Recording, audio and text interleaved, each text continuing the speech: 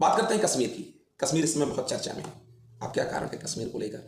Delhi blast के जितने आतंकवादी पकड़े गए, जिनका संबंध अल फलाह यूनिवर्सिटी से था, सारे के सारे कश्मीर के थे।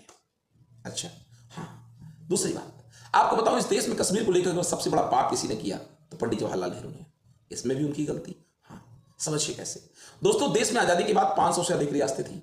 85% से अधिक रियासतों का भारत में विलय सरदार वल्लभ भाई पटेल की सूझबूझ और उनके शक्ति के कारण, तभी उन्हें लौह पुरुष कहते हैं। एक रियासत की जिम्मेदारी पंडित जवाहरलाल नेहरू को दी गई और उसके पीछे क्या हुआ, आज तक उसका परिणाम हम लोग भुगत रहे हैं।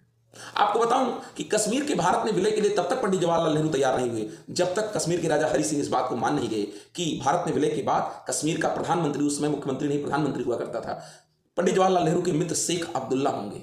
जब हरि सिंह इस बात के लिए मान गए तब कश्मीर का भारत में विलय हुआ। चलिए ठीक है, कश्मीर का भारत में विलय तो हो गया। आपको बताता हूं दोस्तों, एक और रियासत थी भारत में, हैदराबाद। हैदराबाद का निजाम कभी नहीं चाहता था कि हैदराबाद का विलय भारत में हो। वो या तो स्वतंत्र राष्ट्र बनना चाहता था या फिर पाकिस्तान में मिलना चाहता था। लेकिन हैदराबाद की जिम्मेदारी सरदार वल्लभ भाई पटेल ने अपने हाथ में ली। उन्होंने सेना भेज करके, निजाम के सैनिकों से युद्ध भी हुआ, हजारों सैनिक भारत के मारे गए, लेकिन अंततः निजाम को भारत में विलय करना पड़ा। बहुत चिल्लाए पंडित जवाहरलाल नेहरू इस बात पर, बहुत तेज से चिल्लाए। सरदार किसी की सुनते नहीं है, हो रहा है। लेकिन इससे क्या होता है, जो होना था वो हो चुका था। हैदराबाद का भारत में विलय हो चुका था, लेकिन नेहरू इस पर रुके नहीं। नेहरू ने क्या किया, हैदराबाद के निजाम को आजीवन उसके शाही महल में रहने दिया, हैदराबाद में ही रहने दिया, जबकि उसकी गद्दारी ये थी, वो भारत में विलय नहीं चाहता था। इसके उलट कश्मीर के राजा हरि सिंह को कभी भी जम्मू कश्मीर में उनके राजमहल में नहीं रहने दिया।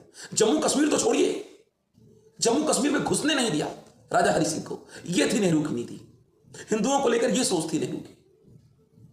हमें सत्य जानना चाहिए, उनका राजनीति शुरू से ही किस तरह हिंदू विरोध और तुष्टीकरण पर आधारित है।